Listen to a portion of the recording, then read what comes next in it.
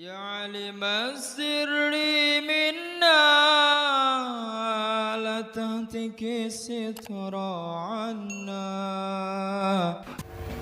وعن أبي هريرة رضي الله تعالى عنه قال أن رسول الله صلى الله عليه وعلى آله وسلم قال الله عز وجل Allah Azza wa Jalla berfirman,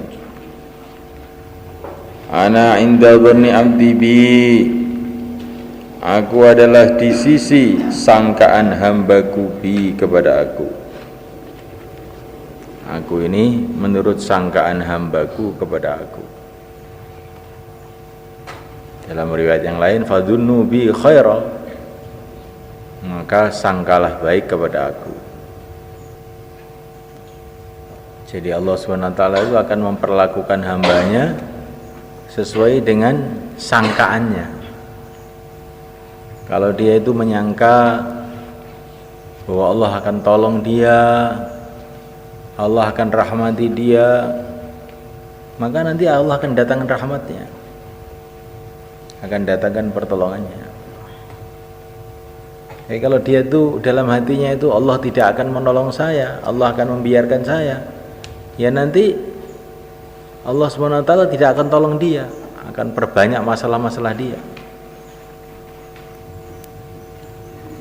Maka hendaklah husnudzon kepada Allah ini menjadi sikap hidup kepada kita, sikap hidup kita setiap saat, kapan saja, walaupun suasana-suasana mengajak kepada kita untuk buruk sangka, tetap saja husnudzon kepada Allah. Ini pasti akan ada pertolongan Allah datang. Begitu. Kamu ya kan? Kamu ngaji dengan husnudzon kepada Allah, Allah akan buka hatiku, Allah akan berikan ilmu kepadaku. Kamu zikir dengan husnudzon, Allah akan terima aku. Kamu dalam perjuangan dakwah dengan husnudzon, Allah akan tolong aku. Kamu mau mati pun husnudzon, Allah SWT akan ampuni dosa-dosaku. Selagi orang itu dalam senantiasa husnudzon, baik sangka, itu tandanya pertolongan Allah akan datang. Tapi kalau orang itu sudah putus asa, dan putus asa itu dari mana sumbernya? Dari kebodohan. Putus asa itu sumbernya karena orang tidak melihat kodrat Allah, kekuasaan Allah yang tidak terbatas, Rahman Rahim Allah yang tidak terbatas. Karena dia melihat kemampuan dirinya, melihat suasana, maka dia akhirnya putus asa. Tapi kalau melihat kodrat Allah, yang membuat suasana ini semua Allah. Allah berkuasa untuk merubah suasana ini dari buruk jadi baik, dari sulit jadi mudah. Allah kuasa, mudah saja bagi Allah.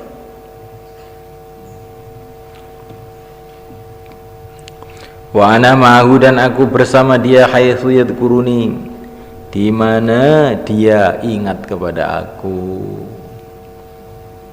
Ya, aku akan bersama hambaku, saya akan selalu merahmati hambaku, menyayangi hambaku, di mana dia zikir kepada aku. Ini pertama kali husnudzon, kedua kali senantiasa orang itu ingat kepada Allah. Selagi kamu dalam ingat pada Allah, kamu masih di dalam naungan sayangnya Allah. Jadi kalau kamu itu lupa, nah ini yang bahaya. Setiap detik kita ini perlu pertolongan Allah, maka setiap detik perlu ingat zikir kepada Allah.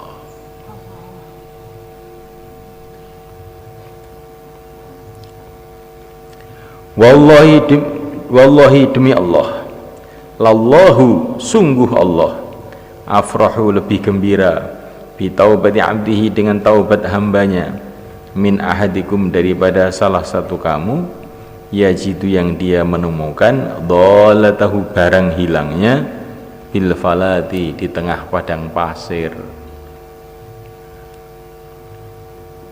Di tengah padang pasir orang kehilangan barang yang sangat berharga yang dia sangat perlukan, kehilangan kendaraannya atau kehilangan perbekalannya, tiba-tiba ketemu lagi. Alangkah gembiranya. Allah lebih gembira kalau ada hambanya bertobat melebihi itu. Ini gambaran aja ya. Tuhan tidak bisa dibandingkan dengan makhluk. Cuma ini gambaran bagaimana Allah itu sangat suka kalau seorang hamba itu taubat. Kita mau menjadi orang yang bersih, belum bisa. Jadilah orang yang taubat, itu pun sudah satu derajat yang akan mendatangkan Allah suka kepada engkau. Innallaha yuhibbut tawwabin. Wa man taqarraba ilayya shibro, barang siapa mendekat kepada aku shibro dengan satu jengkal, taqarrabtu maka aku akan mendekat ilai kepadanya dhira'an dengan satu hasta. Wa man taqarraba, barang siapa mendekat ilayya kepada aku dhira'an satu hasta, taqarrabtu maka aku akan mendekat ilahi kepadanya ba'an satu depa. Wa idza aqbala, dan bila dia datang ilayya kepada aku yamshi dengan berjalan, aqbaltu maka aku akan datang ilahi kepadanya uharwilu, aku berlari-lari. Rawi Muslim. Ini gambaran. Ini kalau orang itu mendekat kepada Allah satu jengkal, satu kilan nih, maka rahmat Allah akan datang satu dhira, lebih banyak. Kalau dia datang satu dhira, satu depa, rahmat Allah datang. Kalau dia datang pelan-pelan, maka rahmat Allah akan datang cepat-cepat. Ini namanya kinayah, gambaran untuk memudahkan kefahaman. Jadi kalau kamu itu berjalan menuju jalan yang diridhoi oleh Allah, jangan khawatir, nanti rahmat Allah akan lebih banyak lagi datang kepada kamu dari segala arah. Jangan ada buruk sangka sedikit pun. Nanti kalau saya amal agama nanti bagaimana? Oh, kamu belum amal agama aja sudah dikasih makan, kasih minum, kasih tempat, kasih kesehatan, apalagi kalau kamu amal agama. Jangan ada pikiran dengan kita mendekat kepada Allah, mengamalkan perintah-perintah Allah, terus kemudian kita jadi susah. Ini adalah tipuan syaitan. Asyaitanu ya'idukumul faqr wa ya'murukum bil fahsya. Setan itu sukanya nakut-nakuti.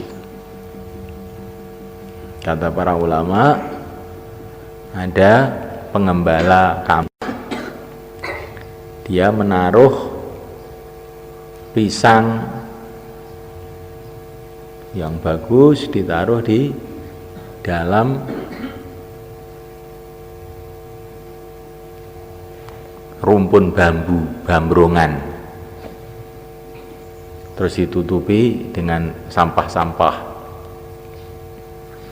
Maksudnya apa? Supaya mateng, nanti jadi manis.